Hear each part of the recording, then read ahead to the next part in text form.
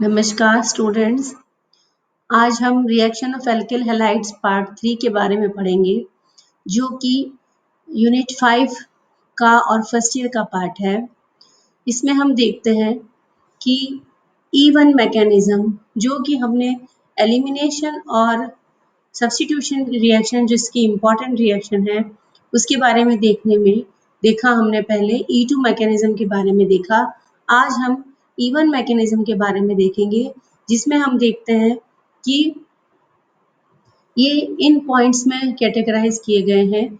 सबसे पहले है मैकेनिज्म, फिर kinetics, stereochemistry of reactants, orientation of elimination, Grad-Seff rule, stereochemistry of products and competing reactions के बारे में देखेंगे। तो E1 मैकेनिज्म हमने जैसा पहले भी देखा है, this reaction is done in presence of strong base at low concentration such as 0.01 m NaOH in water। तो इसमें हम देखते हैं कि ये 2 स्टेप रिएक्शन है। फर्स्ट स्टेप जो होती है, इसकी स्लो स्टेप होती है। Water helps to stabilize carbocation. इसमें Br जो होता है वो पहले बाहर निकल जाता है और हमें कार्बोकेटाइन प्राप्त होता है। इस कार्बोकेटाइन के ऊपर और वाटर मॉलिक्यूल के में जो ऑक्सीजन के ऊपर अबंधित लोन पेयर ऑफ इलेक्ट्रॉन उपस्थित होते हैं। अबंधित इलेक्ट्रॉन जो होते हैं वो हाइड्रोजन को एब्स्ट्रैक्ट कर लेते हैं और ये अभिक्रिया फास्ट हो जाती है और इसमें हाइड्रोजन इसके साथ जुड़ जाता है। नेक्स्ट स्टेप में हम देखते हैं कि E1 मैकेनिज्म जो है कि इसमें these reactions proceed under neutral conditions where a pole stabilize a carbocation intermediate. जो कि कार्बोकेटाइन बनता है वो एक मध्यवर्ती के रूप में हमें प्राप्त होता है। नेक्स्ट में हम देखते हैं this solvent also act as a weak base. ये सॉल्वेंट जो होता है, वाटर सॉल्वेंट जो होता है, एक वीक बेस की तरह, क्षार की तरह काम करता है। तो और हाइड्रोजन को, प्रोटॉन को रिमूव कर लेता है with the help of solvent. और ये स्टेप जो होती है वो बहुत फास्ट स्टेप होती है। This type of reaction are referred to as solvolysis reaction. जो अभिक्रियाएं विलयन के ऊपर डिपेंड करती है, सॉल्यूशन के ऊपर डिपेंड करती है, इसलिए इसको हम सॉल्वोलिसिस अभिक्रिया भी कह सकते हैं E1 मैकेनिज्म को। नेक्स्ट में हम देखते हैं कि tertiary substrate go by E1 in polar solvent. क्योंकि ये जो पोल ऑक्सीजन के ऊपर जो नेगेटिव इलेक्ट्रॉन्स प्रेजेंट होते हैं और हाइड्रोजन के ऊपर एक धन आवेश का आवेश आ जाता है, तो इस तरह के जो पोलर सॉल्वेंट है, जैसे कि वाटर मॉलिक्यूल का जो सॉल्वेंट है विद लिटिल और नो बेस प्रेजेंट, तो ये बहुत ही पोलर सॉल्वेंट होते हैं। इनके प्रेजेंस में टिपिकल पोलर सॉल्वेंट्स जैसे कि वाटर होता है, एथेनॉल होता है, मेथेनॉल होता है और एसिटिक एसिड, ये टिपिकल पोल्स के रूप में पोलर सॉल्वेंट की तरफ में यूज किए जाते हैं। These polar solvents help to stabilize carbocation. जो कार्बोकेटाइन प्रथम पद में, अभिक्रिया के प्रथम पद में जो कार्बोकेटाइन बनता है, Br या हैलोजन के मॉलिक्यूल के बाहर निकलने से उसको स्टेबलाइज, स्थायित्व प्रदान करने का कार्य भी करते हैं। अब E1 reaction also occur in low concentration of base. जो जैसा कि हम जानते हैं 0.01 m NaOH की कंसेंट्रेशन में, ये सांद्रता में, ये E1 की जो अभिक्रिया, E1 अभिक्रिया विधि जो होती है वो बहुत ही कम सांद्रता वाली में होती है। However, with strong base that is greater than 1 m goes E2 अभिक्रिया। तो हम क्या देखते हैं कि जब वीक बेस होता है, बहुत पोलर सॉल्वेंट यूज करते हैं, तो हम देखते हैं कि तब E1 मैकेनिज्म से अभिक्रिया होती है। और जब स्ट्रॉन्ग बेस है, 0.1 मोल से भी अधिक यदि सांद्रता वाला बेस है, क्षार है, तो E2 मैकेनिज्म के द्वारा अभिक्रिया पूरी होती है। तो अब हम देखते हैं कि जो कार्बोकेटाइन इस अभिक्रिया में तृतीयक कार्बोकेटाइन जो बना था, कार्बोकेटाइन बना था, उसकी संरचना को हम देखते हैं। इसमें इस कार्बोकेटाइन में 3 CH3 के मॉलिक्यूल जुड़े हुए हैं और एक पी कक्षक जो है वो खाली है। तो इसके ऊपर धन आवेश है क्योंकि ये पी कक्षक जो है इसका है खाली होता है। तो स्ट्रक्चर कार्बोकेटायन का स्ट्रक्चर हम देखते हैं कि टर्शियरी कार्बोकेटायन की जो स्थायित्वता होती है वो सबसे अधिक होती है और द्वितीयक की उससे कम और प्राथमिक की सबसे कम स्थायित्वता होती है। It is hard but not impossible to get primary. मुश्किल होता है कि हम प्राथमिक कार्बोकेटायन को प्राप्त करें, लेकिन इवन मैकेनिज्म को प्राप्त करने में ये मुश्किल नहीं है, लेकिन मतलब मुश्किल होता है लेकिन इम्पॉसिबल असंभव नहीं है। The reason for this is that primary carbocation इसीलिए क्योंकि प्राइमरी कार्बोकेटायन अस्थायी होता है, उसमें अति पर संयुग्मन नहीं पाया जाता है, हाइपर कंजुगेशन नहीं पाया जाता है, इसलिए वो अस्थायी होता है। तो इवन मैकेनिज्म का क्या काइनेटिक्स है, अभिक्रिया की क्या गति की अभिक्रियाएं हैं। इवन रिएक्शन फॉलो जो होता है first order reaction unimolecular kinetics, मतलब कि एक अणु का अभिक्रिया है, प्रथम कोटि की अभिक्रिया है जिसकी संरचना केवल इस पे डिपेंड करती है कि हमको केवल एल्किल हैलाइड की सांद्रता पर निर्भर करे। The solvent helps to stabilize the carbocation. जो भी कार्बोकेटायन होता है वो सॉल्वेंट को कार्बोकेटायन को स्टेबलाइज करने में काम आता है, but it is does not appear in the rate law. Solvent से अभिक्रिया कार्बोकेटायन को स्टेबलाइज करता है, लेकिन ये अभिक्रिया की दर को निर्धारित करने में काम नहीं आता है। अब हम देखते हैं कि इसकी एनर्जी प्रोफाइल डायग्राम क्या है। एनर्जी प्रोफाइल डायग्राम हम एक्स एक्सिस पे अभिक्रिया की रिएक्शन कोऑर्डिनेट लेते हैं और इसमें हम और इस जो होता है potential energy diagram Y axis पर लेते हैं। तो एक्स एक्सिस पे और वाई एक्सिस पे जो होता है रिएक्शन कोऑर्डिनेट लेते हैं हम, तो यहाँ हम रिएक्शन टर्शरी एल्किल हैलाइड लेते हैं। टर्शरी एल्किल हैलाइड्स को हम फिर ये जो प्रथम कार्बोकेटायन जो हमें प्राप्त होता है वो यहाँ पर, और जो सेकंड स्टेबलाइज इंटरमीडिएट मध्यवर्ती बनता है वो एक ग्रूव आता है, फिर ये वापस कर हाई पर जाके हमको एल्कीन प्राप्त होती है। तो हम इसमें देखते हैं कि ये दो पद अभिक्रिया है। दो पद अभिक्रिया होने के कारण इसमें जो है वो फिर बीच में हमको कार्बोकेटायन प्राप्त होता है और ये दो पद अभिक्रिया में मध्यवर्ती जो है वो यहाँ पर स्थायित्व प्राप्त करता है। नेक्स्ट हम देखते हैं कि stereochemistry of reactant. Stereochemistry of reactant में हम देखते हैं कि किस तरह इसकी स्टीरियोकेमिस्ट्री जो होती है वो डिपेंड करती है अभिक्रिया की दर को। तो इसमें even reaction do not require an anti-coplanar orientation of HX। मतलब इवन में एंटी कोप्लेनर होना HX का होना आवश्यक नहीं है। इसी प्रकार diastereomers give the same product with even reaction. Diastereomers give the same product with even reaction including cis and trans product. जो इसमें विवरिम समावयवी होते हैं, यदि वो इवन मैकेनिज्म के द्वारा अभिक्रिया देते हैं, चाहे सिस हो या चाहे ट्रांस हो, वो सेम अभिक्रिया देते हैं। लेकिन रिमेंबर हम सोचते हैं कि E2 reaction usually give different product with diastereomers। E2 जो अभिक्रिया है वो डिफरेंट प्रोडक्ट्स देते हैं। अब orientation of elimination। E1 reaction faithfully follow Z-Cef rule। हम उसको Z-Cef rule भी कह सकते हैं, Z-Cef rule भी कह सकते हैं।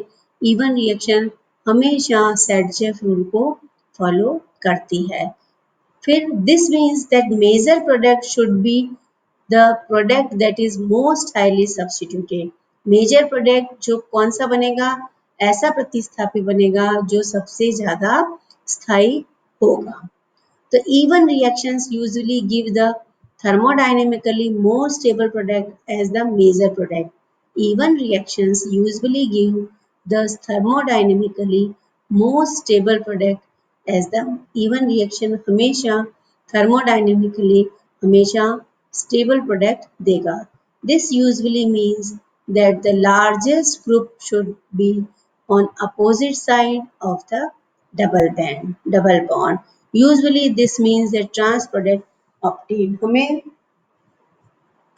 हमें जो होगा वो ट्रांस प्रोडक्ट ही मिलेगा. This should usually mean largest group should be on the opposite side of the double bond. Double bond के अपोजिट साइड में लार्ज ग्रुप होगा और इसलिए ये ट्रांस प्रोडक्ट हमें प्राप्त होगा. तो कॉम्पिटिंग रिएक्शन कौन सी है? इवन की substitution reaction SN1 competes with the elimination reaction E1 and both reaction follow the first order kinetics. प्रथम कोटि की अभिक्रिया है SN1 और E1. Whenever there are carbocations, जहां पर भी कार्बोकेटायन होगा वहां पर they can undergo elimination reaction. वे विलोपन अभिक्रिया भी दे सकते हैं. वो एक अणु न्यूक्लियोफिलिक प्रतिस्थापी अभिक्रिया SN1 अभिक्रिया भी दे सकते हैं. वो they can rearrange, आपस में पुनर्विन्यासित भी होकर and then undergo elimination. पुनर्विन्यासित होकर भी विलोपन अभिक्रिया दे सकते हैं और प्रतिस्थापी अभिक्रिया दे सकते हैं. Now we come to the rearrangement. Alkyl groups and hydrogen can migrate in rearrangements. जो हाइड्रोजन और एल्काइल समूह है वो migrate in rearrangement reaction to give more stable intermediate carbocation. वो मोर ज्यादा स्थायी कार्बोकेटायन बनाने के लिए उनका पुनर्विन्यास भी हो सकता है. You shouldn't assume that rearrangement always occurring. हम ये नहीं मान सकते कि हमेशा rearrangement होगा ही होगा even mechanism में. Otherwise पेरोनिया will set in. हमेशा नहीं होगा ये संभावना नहीं है. Now we come to the comparison of E2 and E1. तो E1 reaction occurs under essentially neutral condition with polar solvent such as water, ethyl alcohol or acetic acid. But E1 reaction also can occur with strong bases but only at low concentration. Strong bases के साथ भी E1 mechanism हो सकता है पर उनकी सांद्रता बहुत कम होगी जैसे कि 0.01 to 0.1 m और बिलो की सांद्रता पर. इसके बाद देखते हैं E2 अभिक्रिया जो होती है requires strong base in high concentration 1 मोल और अबव की सांद्रता पर E2 मैकेनिज्म होता है. अब हम देखते हैं कि E1 is a step wise mechanism 2 और मोर स्टेप रिएक्शन और बट कार्बोकेटायन जो होता है मध्यवर्ती के रूप में पाया जाता है.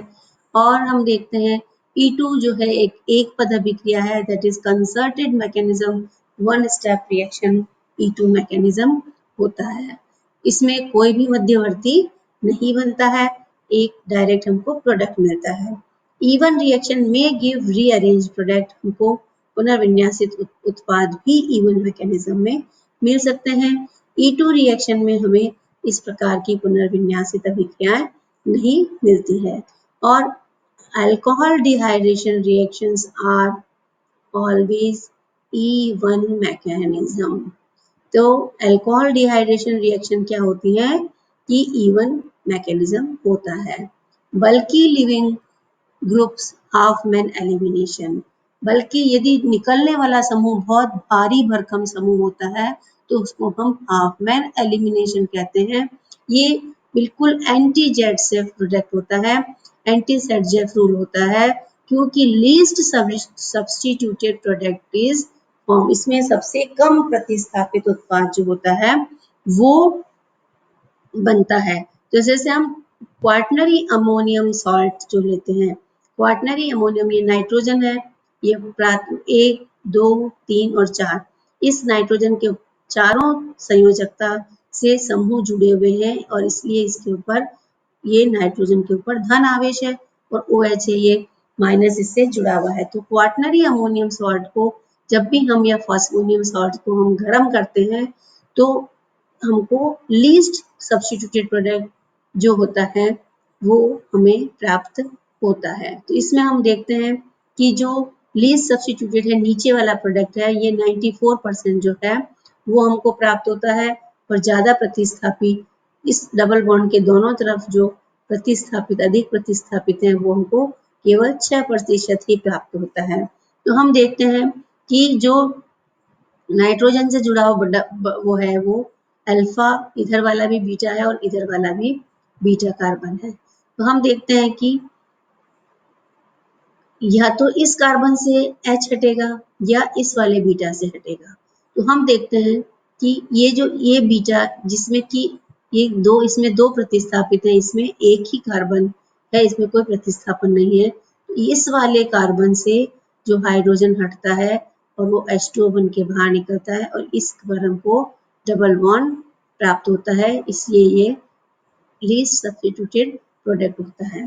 तो ओरिएंटेशन ऑफ एलिमिनेशन, तो हाफमैन रूल क्या है कि ये नेगेटिव चार्ज के थ्रू होता है। इसको इस H का OH जो है वो ले जाता है, तो यहाँ पे नेगेटिव चार्ज आ जाता है। इस कार्बन के ऊपर CH2 बनकर नेगेटिव आवेश आता है। तो CH2 जो होता है ये यदि यहाँ पर नेगेटिव चार्ज आता है तो ये प्राथमिक कार्बन आयन कहलाता है, और यदि यहाँ पर एक माइनस आवेश आएगा तो ये द्वितीय कार्बन आयन कहलाएगा। जैसा कि हमने आपको पहले बताया है पहले वीडियो में कि प्राथमिक कार्बन आयन जो होते हैं वो अधिक स्थायी होते हैं, इसलिए ये वाला अधिक बनता है, स्थायी वाला बनता है और यहाँ पर हमें डबल बॉन्ड प्राप्त होता है। तो 94% वाला सेटजेफ रूल कम प्रतिस्थापी उत्पाद हमको प्राप्त होता है। तो इसमें हम देखते हैं इन ए bimolecular elimination reaction in the presence of either a bulky leaving group or bulky base, the hydrogen that is lost will come from least highly branched। तो या तो हाइड्रोजन इससे आएगा या हाइड्रोजन इससे आएगा, क्योंकि ये वाला जो है लेस का ब्रांचिंग नहीं है इसमें और इसमें ज्यादा ब्रांचिंग है। तो हम देखते हैं कि हमको कम ब्रांचिंग वाला हाइड्रोजन रिमूव होता है और हमको उसी से उत्पाद प्राप्त होता है।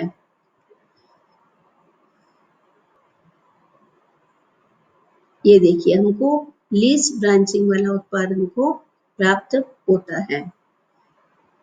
तो elimination with bulky bases, non bulky bases such as hydroxide and ethoxide give Zaitsev product.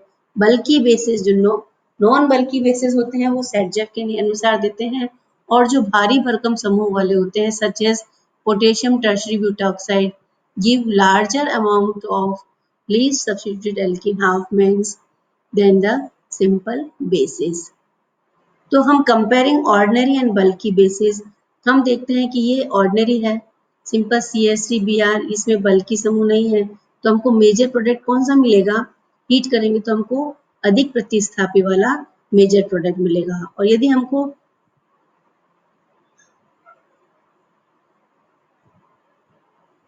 कम प्रतिस्थापी वाला यदि हम लेते हैं तो हमको ये देखते हैं कि कम प्रतिस्थापी वाले में यदि बल्की ग्रुप वाला लेते हैं हम तो हमको बल्की समूह में जो है हमको मेजर प्रोडक्ट ये नीचे वाला मिलेगा, क्योंकि जैसे इसके साथ अपन हीट कर रहे हैं तो हमको मेजर मिलेगा।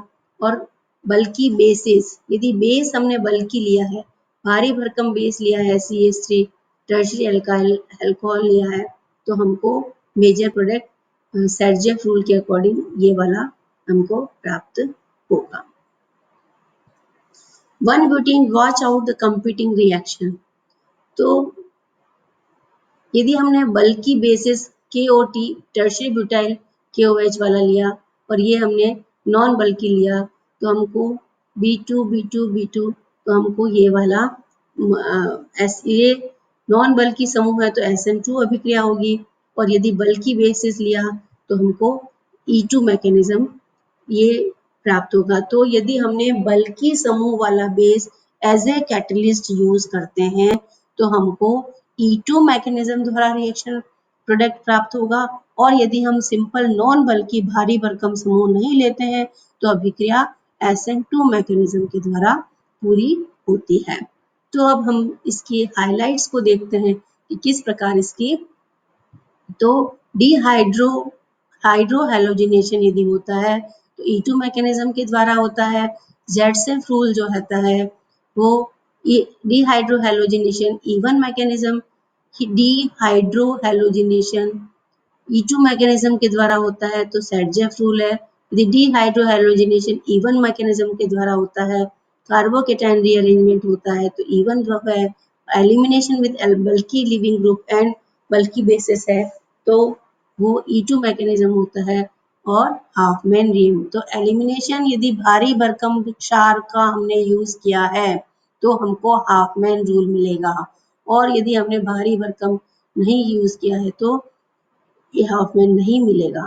तो नेक्स्ट हम देखते हैं कि कंपटीशन बिटवीन कब अभिक्रिया SN2 के द्वारा होगी, कब E2 के द्वारा, और कब SN1 और कभी E1 के द्वारा। तो SN1, SN2, E1, E2 rate of reaction जब एल्किल हैलाइड और न्यूक्लियोफिल दोनों के ऊपर डिपेंड, SN1 में केवल एल्किल हैलाइड के ऊपर डिपेंड करती है, SN2 में दोनों की सांद्रता के ऊपर निर्भर करती है, E1 में भी केवल एल्किल हैलाइड पर निर्भर करती है, और E2 में एल्किल हैलाइड और बेस दोनों के ऊपर निर्भर करती है अभिक्रिया की दर। SN2 और E2 are favored by high concentration of good nucleophile और strong base की उपस्थिति में E2 और SN2 अभिक्रिया होता है, और SN1 और E1 are favored by poor nucleophile और weak base because of a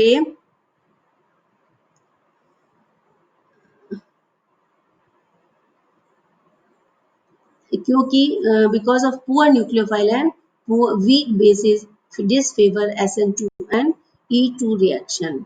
तो कंपटीशन हम देखते हैं SN1, SN2 और E2 का, तो हम देखते हैं कि यदि इन SN2 reaction 1 degree carbocation is more favorable than 2 and then 3 degree। E2 reaction में 3 डिग्री कार्बोकेटाइन जो होता है वो एल्किल हैलाइड जो ज़्यादा फेवर करता है 2 डिग्री के और 1 डिग्री के। तो हम देखते हैं 90% एंड 10% जो है वो इस प्रकार हमको रिएक्शन प्राप्त होती है। All alkyl halides that react under SN1 and E1 condition will give both substitution and elimination product 50-50%। तो समरी में हम देखते हैं कि all alkyl halides undergo two kinds of nucleophilic substitution SN1 and SN2 and two kinds of elimination, दो प्रकार की विलोपन अभिक्रिया देते हैं E1 and E2। SN2 and E2 are bimolecular one step reaction, SN1 and E1 are unimolecular two step reaction। SN1 lead to mixture of stereoisomers, SN2 inverts the configuration or an asymmetric carbon। The major product of elimination is the most stable alkene। SN2 and E1 are favored by strong nucleophile and strong base. SN2 reactions are favored by primary alkyl halides। Thanks a lot. धन्यवाद for listening।